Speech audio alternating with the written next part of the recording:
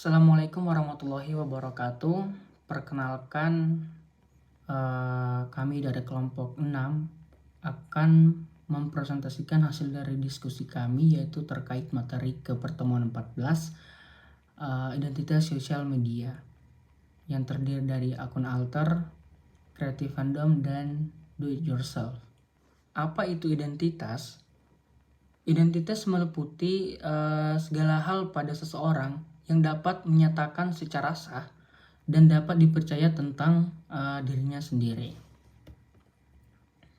Stuart Hall pada 1996 mengatakan bahwa identitas adalah hal yang melekat pada manusia dan bisa berubah dari waktu ke waktu. Jarak identitas kita pada hari ini bisa berubah dari waktu ke waktu. Nah, jadi misalnya identitas kita pada hari ini sebagai mahasiswa akan berubah di masa depan. Di masa depan kita sudah tidak lagi menjadi mahasiswa, melainkan sudah menjadi pekerja sebagai influencer, pengusaha, dan lain-lain. Mengapa penting untuk memahami identitas sosial dalam media? Perlu diketahui teman-teman, karena media sebenarnya sedang melakukan banyak hal yang berkaitan dengan identitas kita. Nah, media itu tidak pernah berhenti untuk mengkonstruksi dan juga merekonstruksi identitas kita, dan juga menyajikan dan merepresentasikan identitas kita.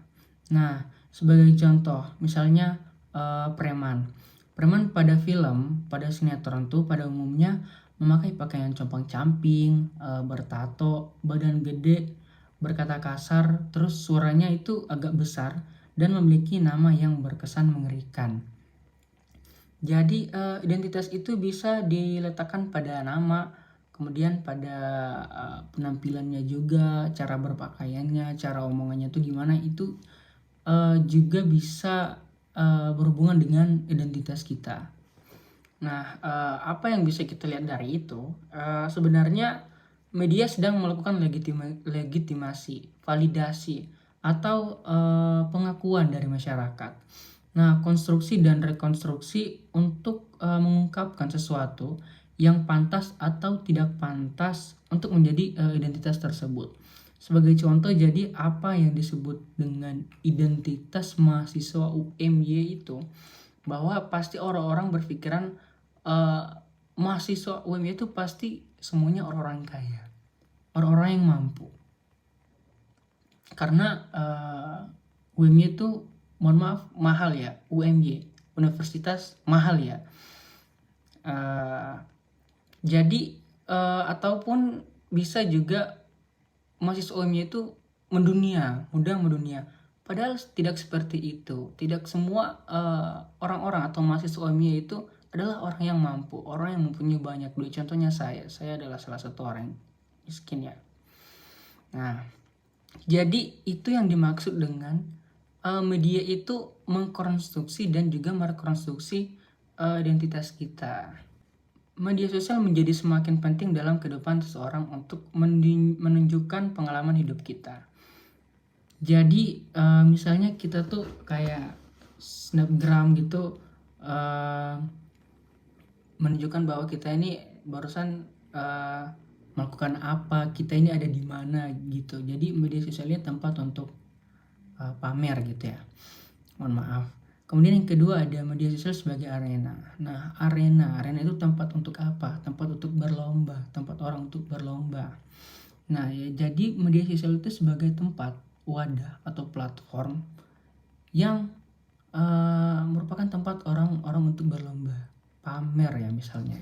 Kemudian ketiga ada media sosial sebagai tempat kontestasi. Nah, ini yang saya katakan tadi, yaitu perlombaan dalam bentuk apa? Yaitu dalam bentuk nilai, ideologi, kelas, dan ekonomi. Kita bisa mengetahui lewat media sosial orang tuh bahwa dia ini orang mampu ataupun orang kurang mampu, orang terkenal maupun orang kurang terkenal.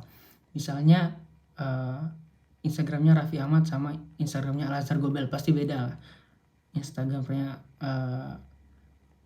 Raffi Ahmad juga Instagramnya saya pasti beda ya, karena tidak centang biru kalau saya. Nah, ini yang dimaksud dengan identitas itu dapat berubah dari waktu ke waktu, atau media itu mengkonstruksi atau merekonstruksi identitas kita atau identitas suatu brand dan lain-lain. Contohnya di sini ada Garnier Men ya. Garnier Men ini menggunakan Joe Taslim sebagai pemeran dalam iklannya. Artinya tuh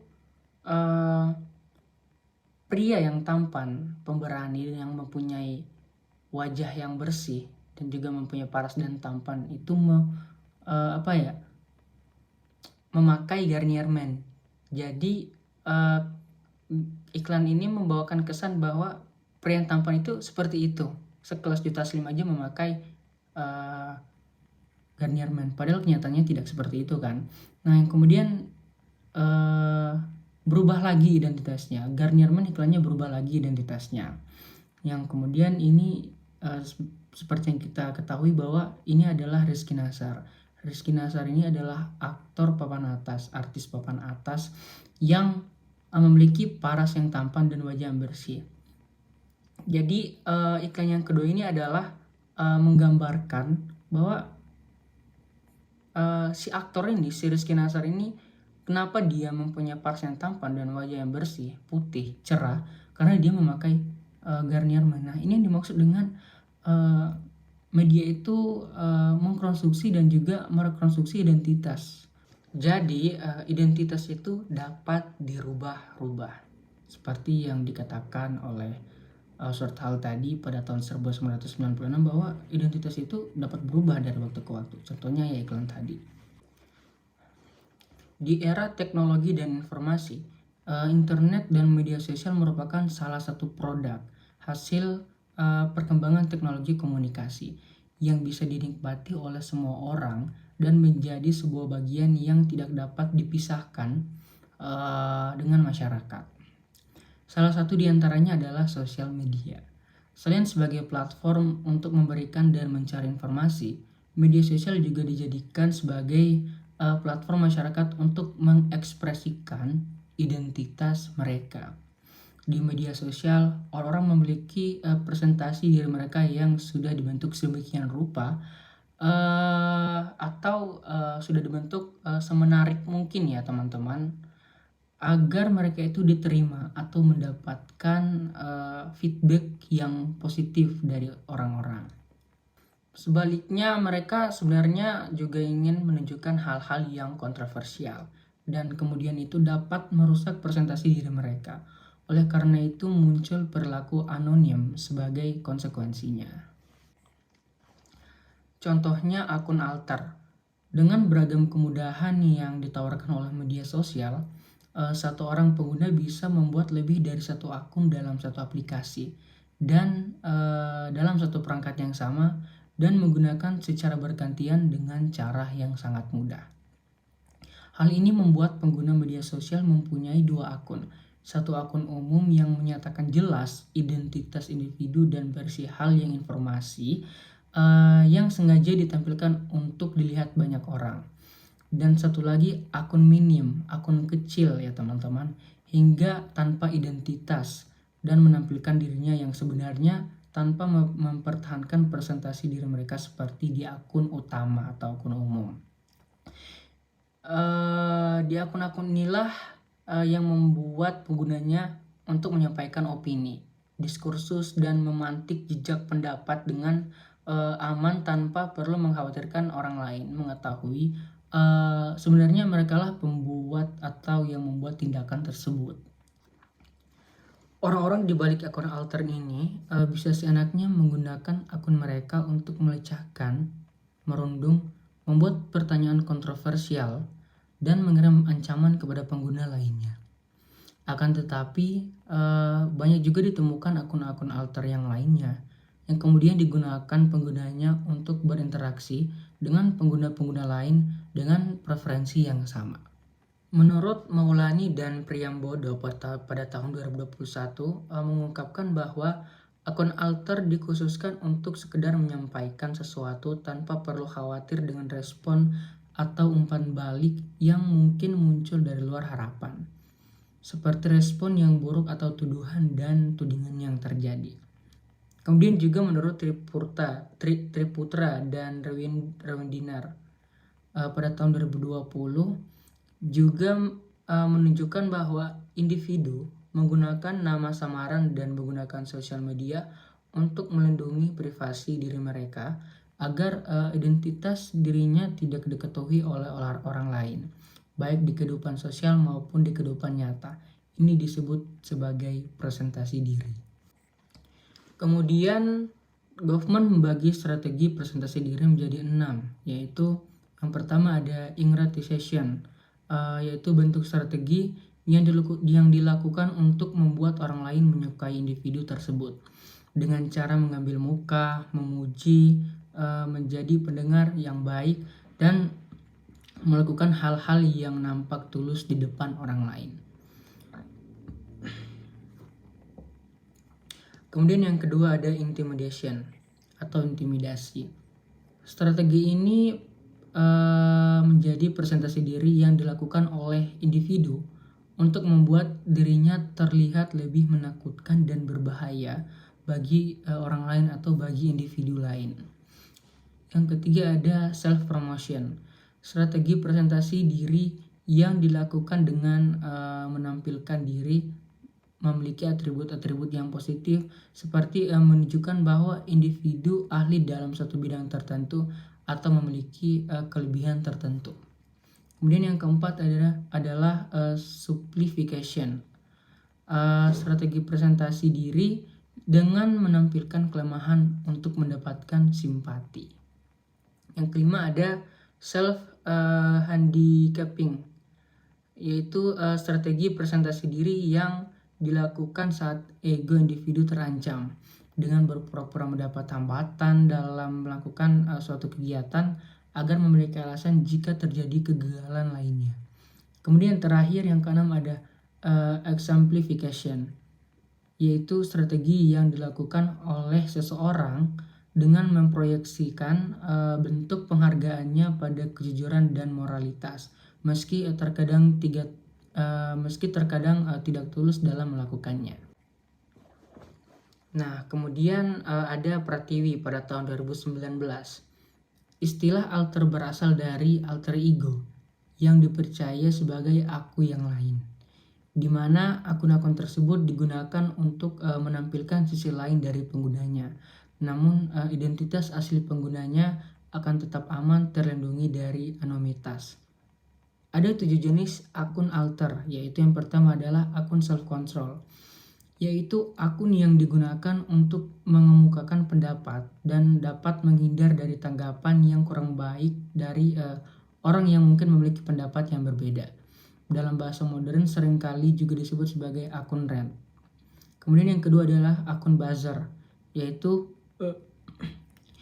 akun yang digunakan untuk memprovokasi, memantik diskursus tentang suatu isu atau membuat kontroversi tentang suatu tokoh atau instansi. Kemudian yang ketiga adalah akun sosial, yaitu akun alter yang menampilkan konten-konten yang menghibur dan ditujukan sebagai hiburan bagi pelancar media sosial. Kemudian yang keempat ada akun informatif, yaitu akun alter yang dibuat oleh forum, instansi atau individu tertentu yang tujuannya untuk membagikan informasi bagi peselancar media sosial. Nah, kemudian ada akun kriminal, yaitu akun alter yang dibuat untuk melakukan kriminalitas, seperti perundungan, pengiriman ancaman, penipuan, pemerasan, dan lain sebagainya. Kemudian ada akun idol, yaitu akun yang digunakan oleh penggemar dari public figure dan kemudian berperan menjadi tokoh tersebut. Akun-akun seperti ini juga umum dikenal dengan istilah akun roleplay. Yang terakhir ada akun pornografi, yaitu akun yang digunakan oleh pengguna untuk yang bertujuan untuk mencari dan mengumpulkan konten-konten pornografi atau mencari rekan yang sama-sama tertarik dengan hal itu dan kemudian mereka menjalin hubungan. Dari ketujuh akun alter di atas dapat kita lihat kesamaannya. Nah, apa kesamaannya? Yaitu tidak ada satupun jenis akun alter yang mengungkapkan informasi privat atau privasi dari penggunanya. Nah, untuk memuaskan penonton dan membangun diri, akun-akun alter ini memiliki strategi untuk melakukan presentasi diri. Dari keenam presentasi diri tadi, yang paling mungkin dipilih oleh pengguna akun adalah yang pertama adalah irritation, kemudian intimidation, dan juga self-promotion. Irritation, akun-akun alter yang berinteraksi dengan pengguna sosial media yang lain, kemudian menggunakan gaya bahasa yang ramah. Seringkali dilakukan dengan menemukan topik pembicaraan yang menarik atau dengan preferensi yang sama. Dengan cara itu, mereka menunjukkan bahwa mereka berbagai sudut pandang yang sama dengan pengguna-pengguna media sosial. Akun-akun alter ini juga sering menunjukkan simpati mereka pada masalah yang saat itu sedang ramai dibicarakan, atau juga memberikan nasihat yang karismatik yang membuat pengguna-pengguna media sosial dapat menyukai mereka atau juga dapat untuk mendapatkan feedback yang positif. Kemudian ada intimidation. Intimidation biasanya dilakukan oleh akun alter buzzer atau akun alter kriminal. Akun-akun ini mengelola presentasi diri mereka sebagai individu yang tak dikenal atau yang tak tersentuh dan mengintimidasi. Akun alter kriminal yang biasanya melakukan perundungan dunia maya melalui kolom komentar, kemudian ada unggahan atau pesan pribadi, juga memiliki strategi presentasi diri yang ini. Kemudian yang terakhir, yang ketiga adalah strategi strategi self promotion. Nah, biasanya dilakukan oleh akun alter idol dengan menampilkan atribut positif idola mereka seakan itu adalah milik mereka sendiri. Itu merupakan akun milik idola mereka sendiri. Strategi ini juga acap kali dilakukan oleh akun pornografi yang mengunggah konten-konten buatan sendiri. Menunjukkan kelebihan fisik yang mereka menunjukkan kelebihan fisik mereka yang dirasa dapat menarik atau melirik perhatian orang lain. Akun-akun alter kriminal penipuan juga melakukan strategi ini untuk mempromosikan barang dan jasa mereka agar pengguna lain tertarik pada hal yang mereka tawarkan. Ini adalah contoh postingan akun-akun alter, yaitu yang pertama adalah irritation, yaitu yang tadi berusaha mengungkapkan kata-kata yang ramah agar apa? Agar mendapat respon atau feedback yang positif. Kata-kata ramah itu seperti apa? Nah, kata-kata ramah itu selalu mengenai tentang masalah-masalah yang baru yang sedang marak sekarang, dan kemudian mereka timbul atau muncul sebagai motivasi untuk orang-orang. Nah, kemudian ini ada yang pertama, ada sajak tokoh yang kita bisa lihat di gambar yang pertama. Nah, sajak tokoh inilah yang menurut saya adalah contoh irritation, yaitu dengan mengunggah akun-akun motivasi. Kemudian yang kedua nih ada akun buzzer atau intimidasi, yaitu akun alter buzzer. Nah, ini mengenai kasusnya, kalau tidak salah itu penusukan Pak Wiranto.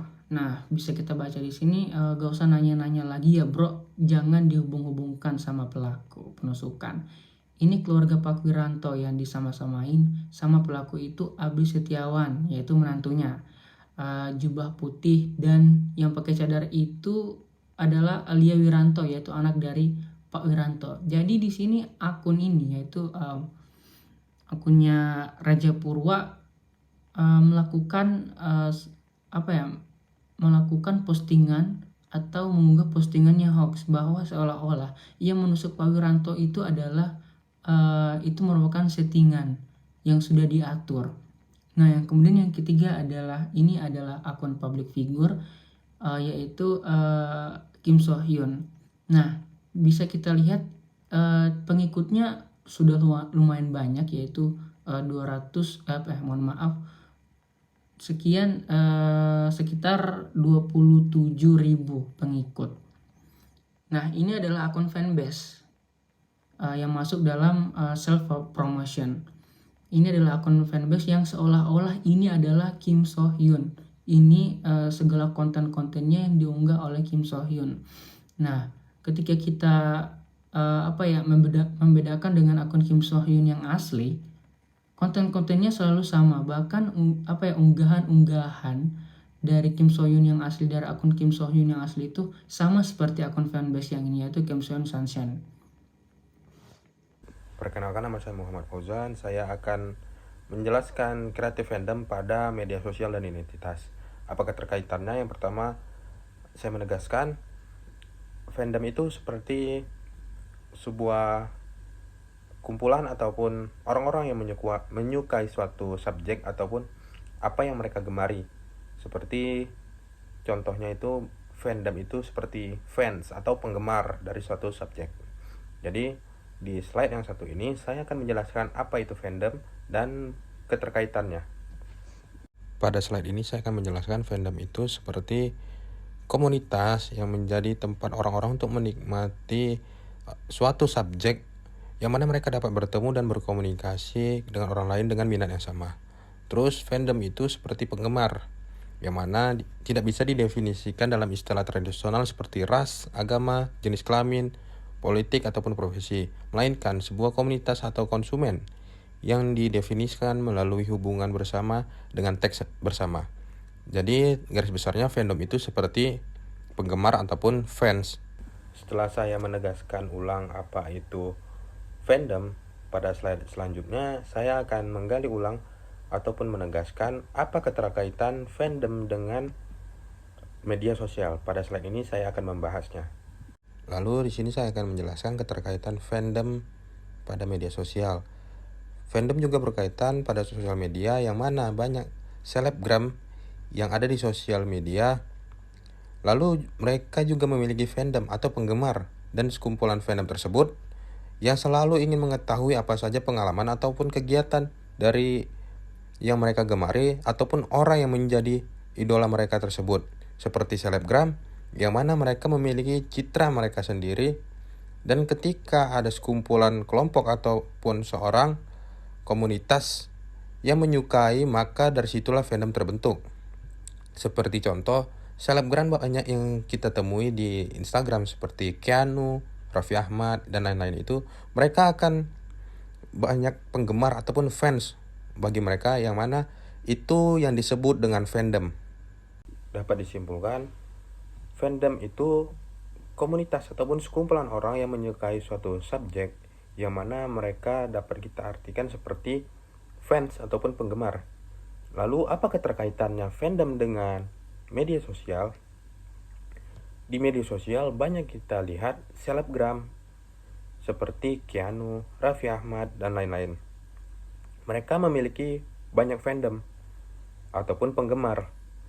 Dari media sosial, penggemar dari selebgram tersebut bisa mengetahui dan mengikuti apa saja pengalaman dan kegiatan dari orang yang diidolakan oleh fansnya ataupun fandomnya, yang mana media sosial sebagai wadah. Cukup dari saya, sekian, terima kasih. Do it yourself dalam media sosial dan identitas. Do it yourself adalah istilah yang digunakan untuk menggambarkan kegiatan atau proyek yang dilakukan dan diselesaikan secara mandiri oleh individu tanpa memerlukan bantuan profesional.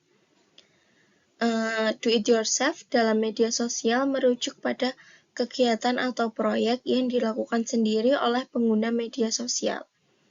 Nah, biasanya terkait dengan hobi, kreativitas, atau pengembangan diri.